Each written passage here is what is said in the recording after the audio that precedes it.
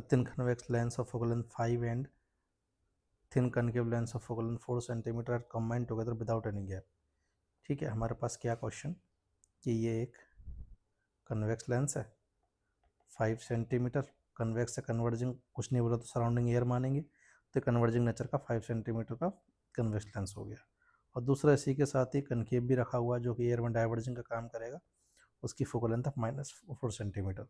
अब जब एक बार विदाउट गैप के अगर रख दिया तो इसका ओवरऑल इक्वलेंट फोकल लेंथ कितना आ जाएगा 1/f equivalent equal to 1/f1 plus 1/f2 से ये आ जाएगा हमारे पास फोकल लेंथ आ गया -20 सेंटीमीटर। मतलब ओवरऑल जो है ये एक हमारे पास 20 सेंटीमीटर के डाइवर्जिंग की तरह बिहेव करेगा। अब क्या बोला है कि जब हमारे पास इसके आगे यहाँ एक ऑब्जेक्ट रखी हुई थी 10 सेंटीमीटर पे, या बोल दो ओवरऑल इक्वलेंट के आगे 10 सेंटीमीटर पे रखी हुई थी, तो मैग्नीफिकेशन जो बोला वो m1 मिला है, तो m1 की वैल्यू कितनी आ जाएगी।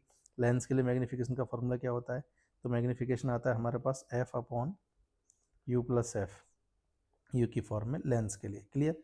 तो पहले पार्ट के लिए जो मैग्नीफिकेशन आया m1, उसका मैग्नीट्यूड कितना हो जाएगा, f की वैल्यू है -20, पहले वैल्यू निकाल लेते हैं, चलो मैग्नीट्यूड बाद में देख लेंगे साइन। ये f की वैल्यू है -20, u की वैल्यू -10, f की वैल्यू -20, तो ये आ गया -20 अपन -30 से 2/3। तो पहले केस में तो मैग्नीफिकेशन जो आया वो वैल्यू भी प्लस का 2/3 है, बोल दो मैग्नीट्यूड भी 2/3 ही है। अब आगे क्या बोला है, keeping the portion of the convex lens of the object undisturbed, a gap of 1 cm is introduced between the lenses by moving the concave lens away। अब क्या किया हमने दूसरे केस में कि जो ऑब्जेक्ट है उसको नहीं छेड़ा हमने, वो तो वहीं की वहीं रही। ये जो कन्वेक्स लेंस था 5 सेंटीमीटर का, ये भी वहीं का वहीं रहा, केवल जो कनकेव वाला था इसको 1 सेंटीमीटर अपन ने शिफ्ट कर दिया। तो इस केस में which leads to change in magnification of the total lens system to m2। अब फाइनल मैग्नीफिकेशन m2 हो गया, तो m1 से m2 पूछा, तो पहले तो m2 निकालते हैं। तो देखो कन्वेक्स लेंस के लिए हमारे पास ऑब्जेक्ट उसके 2f पे रखा हुआ है, तो इमेज भी जो बनेगी वो उसके 2f पर बनेगी। क्लियर, मतलब यहाँ से 10 सेंटीमीटर पे। तो पहले लेंस के लिए अगर मैं इसको एम प्राइमरी बोल दूँ तो इसका मैग्नीफिकेशन का मैग्नीट्यूड तो सीधा बना जाए, क्योंकि अपन को पता है 2f पे इमेज जब होती है, ऑब्जेक्ट जब होती है तो इमेज भी 2f पर बनती है और सेम साइज की बनती है, तो मैग्नीट्यूड इसका 1 हो गया।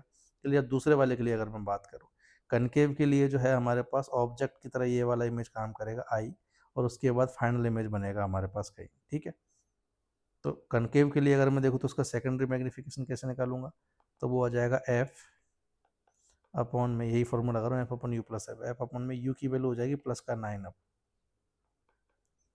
प्लस f की जगह -4, तो ये आ जाएगा -4/5। तो ओवरऑल इस केस का जो m2 है वो हो जाएगा m1 इंटू m2 से, ये आ जाएगा, दोनों को मल्टीपल करा दो 4/5। तो सेकंड केस में मैग्नीफिकेशन का मैग्नीट्यूड 4/5 होगा। हमसे पूछा है पहले केस और दूसरे केस में आने वाले मैग्नीफिकेशन के मैग्नीट्यूड का रेशो, तो पहले में आया था 2/3, दूसरे में आ रहा है 4/5, तो क्या आ जाएगा हमारे पास, ये आ जाएगा हमारे पास 10/12 या बोल दो 5/6। क्लियर। तो ये जो रेशो है दोनों के केस में वो 5/6 होगा। कितना होगा 5/6, क्योंकि ऑप्शन में कोई सा भी चारों के चारों जो क्वेश्चन में जो ऑप्शन गिवन की उनमें से कोई भी इससे मैच नहीं कर रहा, तो एनटीए ने इस क्वेश्चन को ही ड्रॉप कर दिया था। क्लियर, इसको कंसिडर नहीं किया गया था, तो करेक्ट आंसर इन चारों में से कोई नहीं है, क्या होगा 5/6 होगा।